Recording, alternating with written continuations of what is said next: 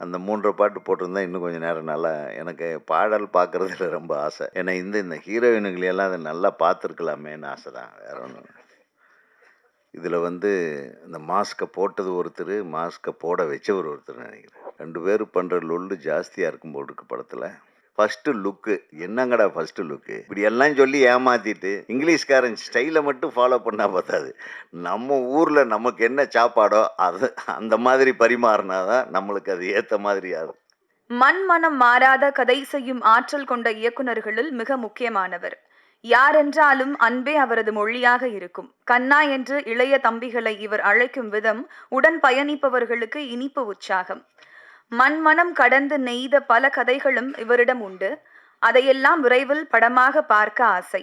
மற்றவர்களை உயர்த்தி பார்க்க ஆதரவளிக்கும் இவரின் மனதும் உயர்ந்ததுதான். இரவின் வெள்ளிகள் படத்தின் குழுவினருக்கு நீங்கள் தரும் வாழ்த்துக்கள் உற்சாக டானிக்காகவே அமையும். வாழ்த்தி பேச அழைக்கிறேன் இயக்குனர்கள் சங்க தலைவர் இயக்குனர் திரு ஆர்வை உதயகுமார் அவர்களை. சார், இன்னொரு முக்கியமான விஷயத்தை இங்க நாங்க பதிவு பண்ணியே ஆகணும். ஸோ இதுவரைக்கும் தமிழ் சினிமால இருந்து ஆஸ்கர் அவார்ட் கமிட்டி ஜூரியா யாரும் போனதில்லை. ஃபர்ஸ்ட் டைம் நம்ம டைரக்டர் சங்க தலைவர் ஆர்வி உதயகுமார் அவர்கள் பங்கேற்று திரும்பி இருக்கிறாரு. அவருக்கு அனைவரின் சார்பாக வாழ்த்துக்களையும் தெரிவித்துக் கொள்கிறோம்.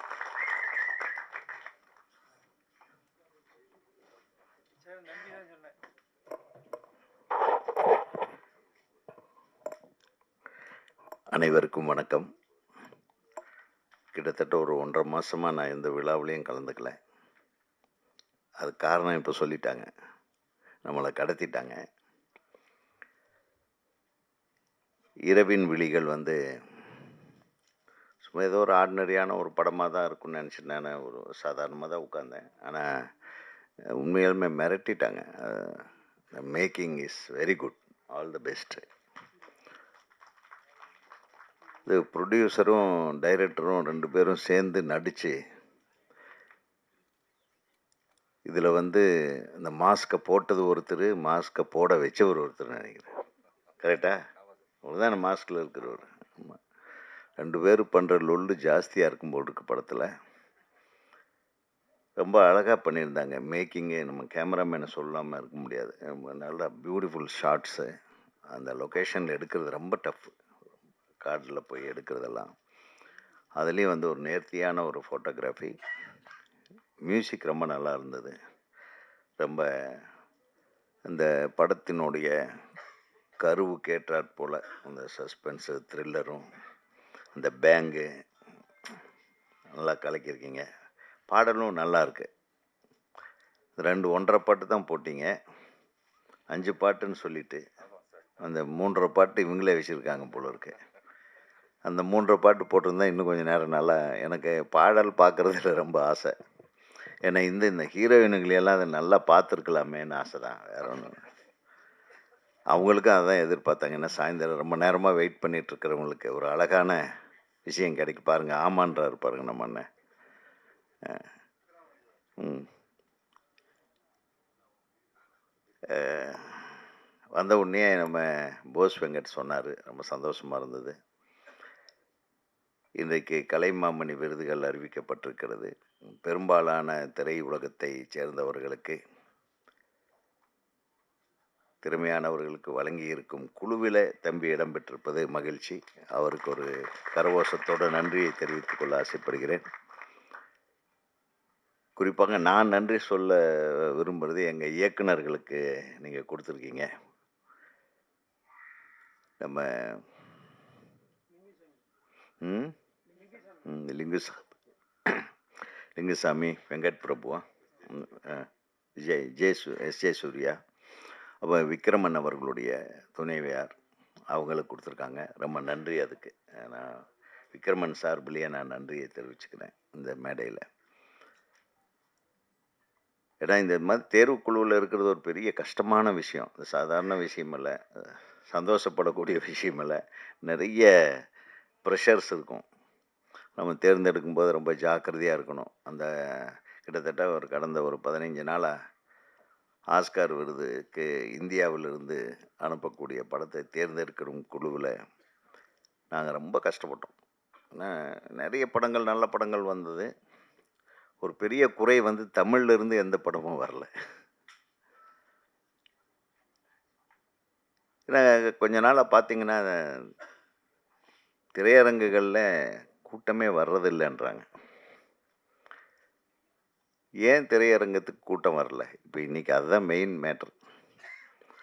படங்கள் எல்லாருமே எடுத்துக்கிட்டு இருக்கிறாங்க, கஷ்டப்பட்டு வர்றாங்க. இந்த மாதிரி இளைஞர்கள் புதுசாக ஏதோ முயற்சி பண்ணி ஒரு ஏதாவது ஒரு மாற்றத்தை கொண்டு வந்துடணும், ஒரு பெரிய விடியலை உருவாக்கணும், ஒரு நல்ல எதிர்காலத்துக்காக போராடி கொண்டு வருகிற கலைஞர்களுக்கெல்லாம் அந்த படத்தை எடுத்து முடித்த கடைசியில் பெரிய போராட்டமாக போகுது அந்த ரிலீஸ் பண்ணுறதுக்கு. ஒரு கடந்த மாதம் ரிலீஸ் ஆன ஒரு மிகப்பெரிய படத்துக்கு கூட ஒரு ஊரில் வெறும் 9 பேர் தான் தேட்டரில் உட்காந்துருந்தாங்க. இன்றைக்கி இப்போ டைரக்டர் விக்ரமன் எனக்கு சொன்னார், வெறும் 9 பேர் தான் சார் உட்காந்துருந்தாங்க. நான் அடிக்கடி சொல்கிறது உண்டு, பெரும்பாலுமாக ரிலீஸ் செய்யப்படுகின்ற சிறிய படங்கள் அந்த தயாரிப்பாளர்களுக்கே தெரியறதில்லை எந்த தேட்டரில் ஓடுதுன்னு, எந்த ஷோ ஓடுறதுன்னு தெரியுது. ஸோ இந்த மாதிரி விஷயங்கள் எல்லாம் களைவதற்கு நம்ம பேசத்தான் முடியும், பண்ணுற இடத்துல நம்ம இல்லை. ஸோ பண்ணுற இடத்துக்கு பக்கத்தில் இருக்கிற போஸ் வெங்கட் எப்படி ஒரு திரைப்படத்தை வெளியிட வேண்டும். அட்லீஸ்ட் ஒரு படத்துக்கு நீங்கள் தேட்டரு 100 தேட்டர் கூட கொடுக்க வேண்டாம், ஒரு 50 தேட்டர் கொடுத்தாலும் அந்த தேட்டரில் காலை காட்சியிலேருந்து இரவு காட்சி வரையிலும் அந்த படமே ஓடணுன்ற ஒரு கட்டாயத்தை நம்ம உருவாக்கணும். நிறைய படங்கள் பார்த்திங்கன்னா, நம்ம காலத்தில் கூட நம்ம பொன்னுமணின்னு ஒரு படம், அது ரிலீஸ் ஆகும்போது கிட்டத்தட்ட 16 படங்கள் ரிலீஸ் ஆச்சு. ராஜ்கிரண் சார் படம், பி வாசு சார் படம், என்னோட படம், வாசு சார் படம், இந்த மாதிரி நிறைய படங்கள். அந்த 16 படங்களில் பார்த்தீங்கன்னா, முதல் வாரம் அப்போல்லாம் விமர்சனம் உங்களுக்கு தெரியும், 1, 2, 3, 4, 5, 6ன்னு இந்த மாதிரி போடுவாங்க. அதில் முதல் இடத்துல முதல் வாரம் ஒரு படம் இருக்கும். 2வது வாரம் அந்த படங்கள் எல்லாமே ஓடும். ஏன்னா ஒவ்வொரு படத்துக்கும் ஒரு 50 தேட்டர், 60 தேட்டர், 40 தேட்டர், 70 தேட்டர், பெரிய படங்களுக்கு 80 தேட்டர் கொடுப்பாங்க. 2வது வாரத்தில் முதல் வாரத்தில் முதல் இடத்தில் இருந்த படம் 2வது இடத்துக்கு போயிடும். அது 2வது 3வது இடத்துல இருந்த படம் முதல் இடத்துக்கு வரும். எவ்வளவு அழகா இருந்தது பாருங்க. இது எப்படி நடந்தது? அது அத்தனை படங்களையும் மக்கள் பார்க்கிற வாய்ப்பு இருந்தது. ஃபர்ஸ்ட் ஆஃப் ஆல் தியேட்டர்களில் அத்தனை படங்களையும் மக்கள் பார்த்துவிட்டு எது மிகச்சிறந்த படம், எது சிறந்த படம், அதற்கடுத்து சிறந்த படம் எது அப்படின்னு அவங்க வகைப்படுத்தி கொண்டிருப்பார்கள். அவங்க போய் மவுத் டாக் போய் 5வது இடத்துல இருந்த பொன்னுமணி முதல் இடத்துக்கு வந்தது. முதல் இடத்துல இருந்த பார்த்திபனுடைய படம் உள்ளே வெளியே, அது 5வது இடத்துக்கு போகுது. 2வது இடத்துக்கு அரண்மனை கிளி. இதெல்லாம் நான் எதுக்கு சொல்கிறேன்னா, ஆனால் அந்த 16 படங்களில் 12 படங்கள் வெற்றி படங்கள் தான். அந்த 12 படத்தை தயாரித்த தயாரிப்பாளர்களுக்கும் அவங்க போட்ட காசோட லாபத்தோடு அவங்களுக்கு காசு வந்தது. அதை வெளியிட்ட வெளியீட்டாளர்களுக்கு லாபம், தியேட்டருக்கும் லாபம், தயாரிப்பாளருக்கும் லாபம். அந்த சினிமாவை கொண்டு வர எல்லோரும் முயற்சிக்க வேண்டும் என்று ஒரு அன்பான வேண்டுகோளை நான் யாருக்கிட்ட வைக்கிறதுனே தெரியல. இயக்குனர் சங்கத்தோட தலைவருங்கிற முறையில் இது யாராச்சும் செய்யுங்கன்னு ஆண்டவனை பார்த்து தான் கேட்க வேண்டியதாக இருக்குது. அதை யார் செய்கிறார்களோ அவங்களுக்கு தான் எங்களோட ஓட்டு, சினிமாக்காரங்களோட ஓட்டு. ஏன்னா அந்த சினிமா மீண்டும் வந்தால், இங்கே இருக்காங்க பாங்க இத்தனை பத்திரிகையாளர்களோட வாழ்க்கை, தொழில்நுட்ப கலைஞர்களோட வாழ்க்கை, ஒவ்வொரு படத்துக்கு பின்னாடி வேலை செய்கிற ஆயிரக்கணக்கான பேர்களோட வாழ்க்கை தொடர்ந்து பலப்படும்.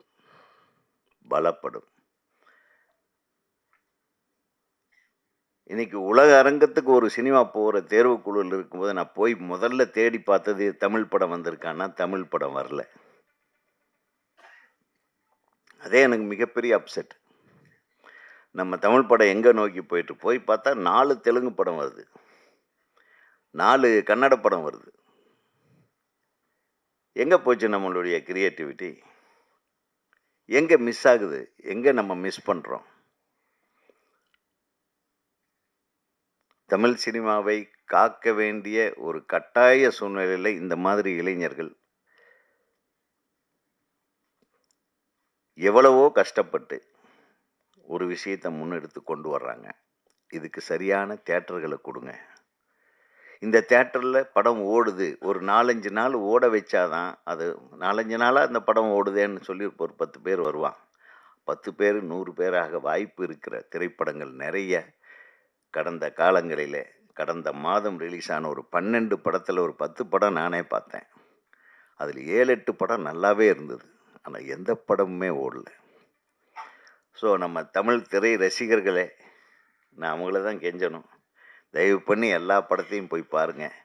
பெரிய படம் வருதுங்கிறதுக்காக உங்கள் காசை சேர்த்து வச்சு டிக்கெட்டுக்கு 150 ரூபா கொடுக்குற டிக்கெட்டுக்கு போய் 1500 ரூபா கொடுத்து படம் பார்க்குறத விட்டுட்டு இந்த 100 ரூபாய் 80 ரூபாய்க்கு காட்டுற இந்த சின்ன படங்களை பாருங்கள். அது மட்டும் இல்லை, இன்னொரு தியேட்டர் உரிமையாளர்களுக்கு ஒரு வேண்டுகோளை வைக்கிறேன். நான் கொஞ்ச நாளைக்கு முன்னாடி லண்டன் போயிருந்தப்போ என் குழந்தை அங்கே படிச்சுட்டு இருந்தாங்க. அவங்க வந்து ஒரு டோக்கன் வச்சுருந்தாங்க. இது என்னம்மா டோக்கனுன்னு? வாங்க டேடி சினிமாவுக்கு போனான்னு. ஏன்னா இந்த ஒரு டோக்கன் வந்து இந்த மாதத்துக்கு நம்ம 10 படம் பார்த்துக்கலாம். இந்த தேட்டரில் கொடுத்துட்டாங்க. அந்த தேட்டரில் ஓடுற சினிமா 10 சினிமாவை ஒரு மாதத்துக்கு நம்ம பார்த்துடலாம். அதுக்கும் ஒரு அமௌண்ட், அவ்வளோதான்.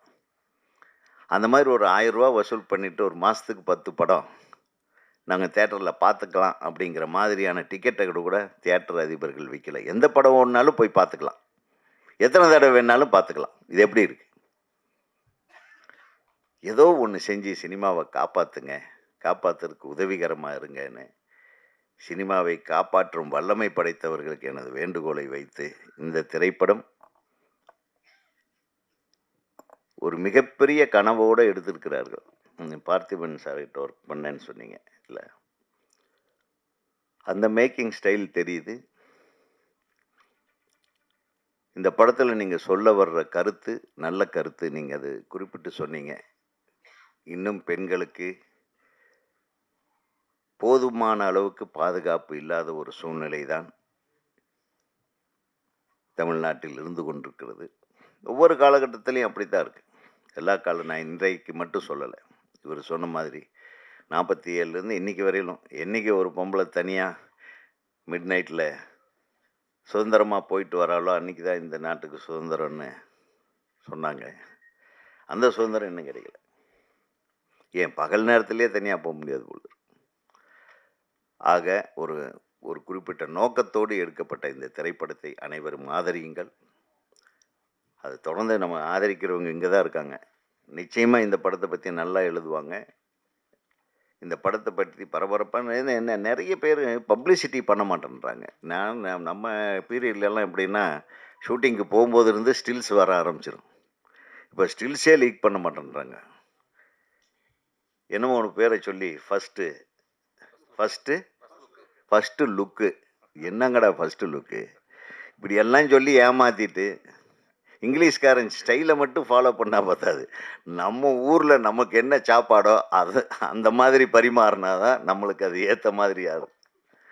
அதனால் ஃபஸ்ட்டு ஷூட்டிங் போகும்போது ஃபஸ்ட்டு வீக்கில் என்னென்ன ஷூட் பண்ணுறோமோ, என்னென்ன அதுக்கெல்லாம் அனுப்புனீங்கன்னா அவங்கெல்லாம் அழகாக போடுவாங்க. ஒவ்வொரு படத்தை பற்றி எழுதுவாங்க. ஒரு 20 தடவையாவது ப்ரெஸ்ஸை கூப்பிட்டு நாங்கள் பேசுவோம். அந்த முறைகளை எல்லாம் திரும்பி கொண்டு வாங்க. இவங்ககிட்ட நிறைய வேலை வாங்கலாம். அவங்க ரெடியாக இருக்காங்க. கூப்பிட்ட என்னடா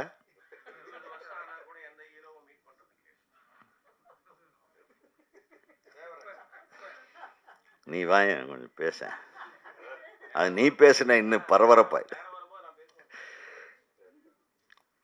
அதை ஹீரோக்கள் பார்க்கறது இல்லை, ஹீரோயின் பார்த்துறாங்கல்ல. ஒன்று நிறைய ஹீரோயின் போட்டோவா போட்டுட்ருக்கீங்க.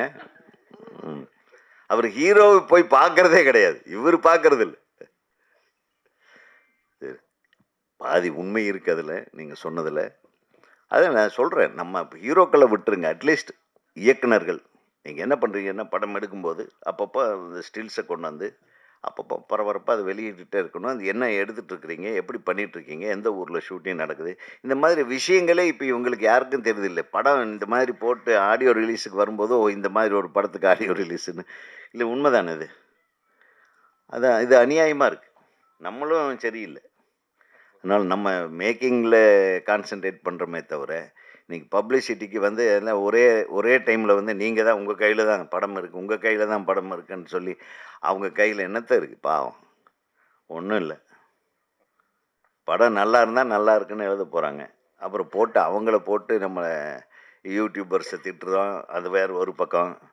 அவங்கள ஏதோ ஒன்று அவங்க பண்ணுறாங்க, ஏதோ தப்பாவது நம்ம படத்தை பற்றி சொல்கிறாங்களேன்னு சந்தோஷப்படுங்க. ஆக இந்த படத்துக்கு நல்ல பப்ளிசிட்டி கொடுங்க.